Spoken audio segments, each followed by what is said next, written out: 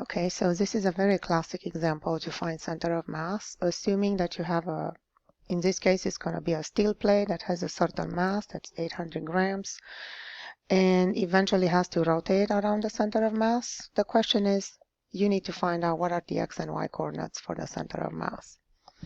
So in a problem like that, I'm going to actually make a bigger picture so we can, maybe I can zoom in. Let me see. Okay, so in such a situation here, I'm going to actually put some letters around so we can talk a little bit of geometry parts. So I'm going to call this triangle A, B, and C.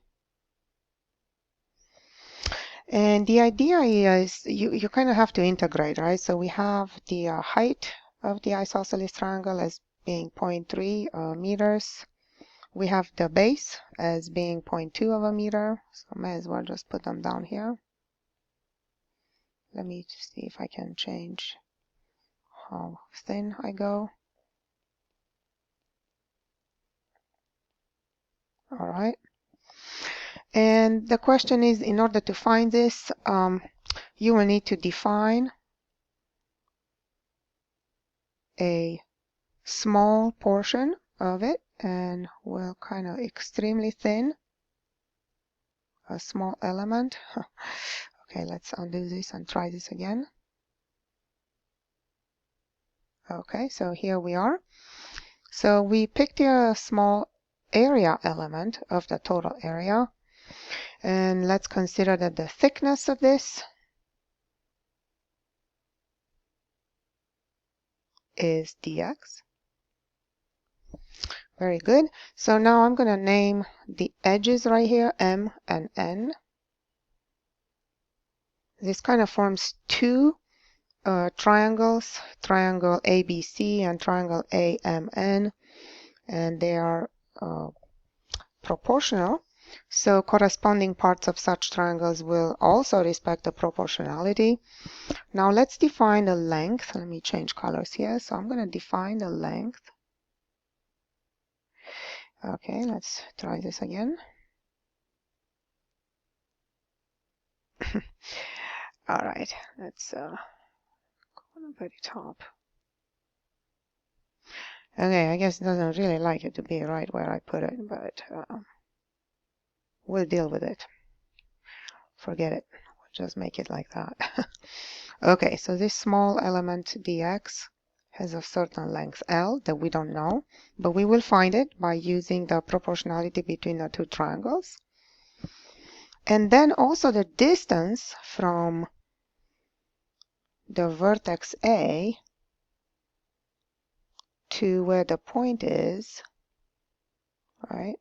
Where the point N in this case is, we'll call it X. And hence, since we actually have to do the integration, we'll figure out how much each part is. All right, so let's see how we start the problem here. So what is given? We already kind of put down on the problem. So the law of proportions, let's start with that. So a triangle ABC proportional with triangle AMN. Remember, you have to put them in the same order. Now this is kind of a life savings because they are isosceles, both of them, so it doesn't matter the order of B and C or C and B, they will be kind of the same. So MN is parallel to BC, right? This is the reason that those two triangles are proportional. So let's write down the proportionality here. So we have MN over BC, so corresponding parts. Now that's going to be equal to AM over AB, also equal to AN. I'm going to write them all just so we have them, over AC, over AC, and that's also equal to, so let's see, am I missing anyone? MN. Yeah, let's kind of define the middle here. Let's change to this color right here, maybe red. So I'm going to zoom in again, and I'm going to call this point right in the middle point P, and right here, right in the end, I'm going to call it D. so I can have a proportionality for the heights, just in case I need that. And probably I do, because I have to deal with x. Okay, so that will become with AP over AD. So now that we have everything together here, we can think about how we're going to go about this integration. So what I want to remind you, that was part of the first lecture that we did. Recall the formula for the center of mass, right? So the coordinate x for the center of mass is 1 over the total mass, and then you integral x dm. So dm is your smallest element, and remember that dm is actually sigma dA, and sigma is your area density, right? And so sigma was defined as, let me change back my thickness here so I can see better. Okay, so your sigma is total mass over total area. It's also equal to the smallest element divided by the smallest area, right? Also, you want to recall that the smallest area, in this case, if you look, you will have L dx, right, from the above. So we're going to marry all of this together, and let's see what do we get. So this becomes 1 over m. Now our integral, if we really look at, point A is exactly at the origin. So this is my point 0, 0 centimeters. So that's my lower limit. And my higher limit, if you really look at it, is the total height, which is AD, which is 30 centimeters. I'm going to stick here with meters, so to 0.3. And now what else do we have? We have x. And instead of the dm, we have sigma dA, so that will become m over a L dx.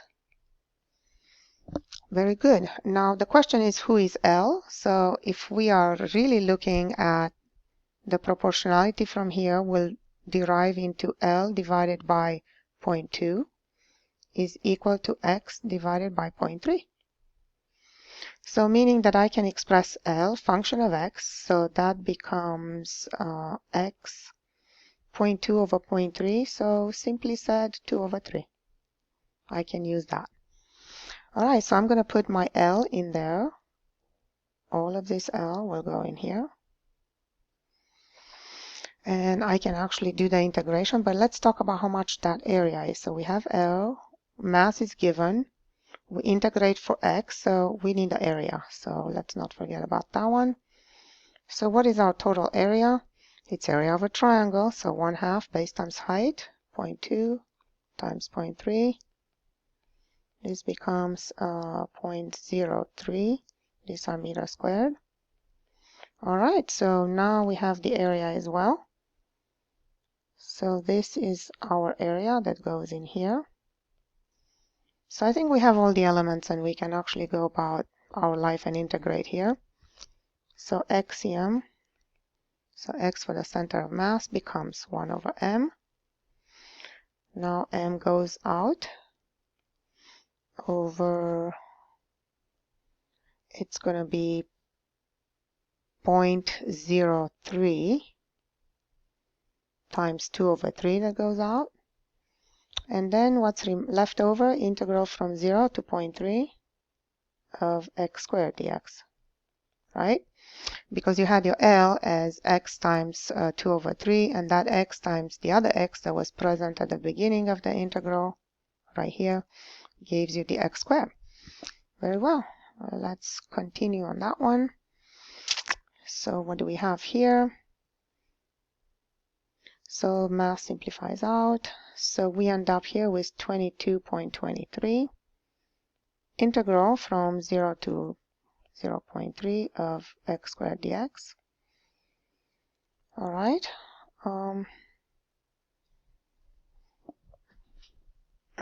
So this one becomes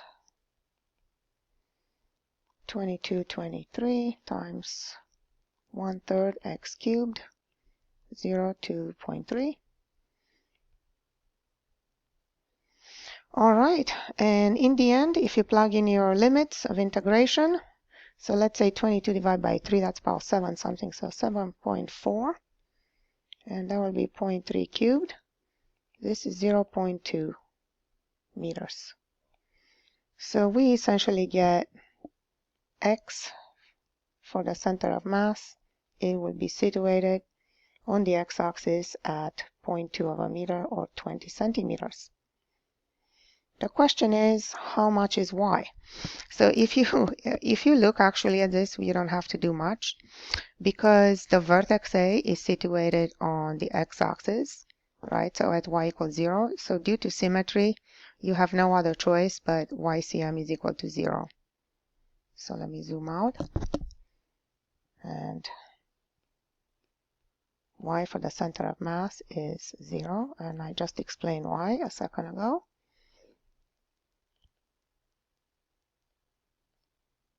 All right.